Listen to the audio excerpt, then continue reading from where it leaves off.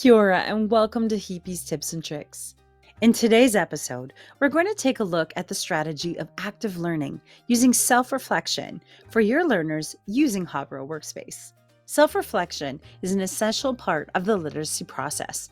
It involves examining thoughts, actions, and experiences and considering how they relate to the learner's understanding of language and communication. In this workspace, we have a group of students who are part of a writing circle who meet in small groups to discuss their writing, provide feedback to one another, and constantly self-reflect on their quality of writing.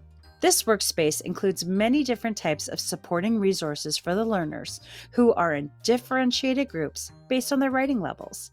After each writing circle session, learners will complete a Google form to self-reflect on their writing for the day.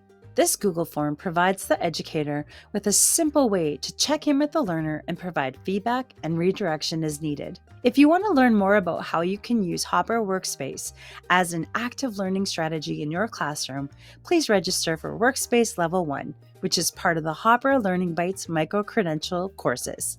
Thanks for watching.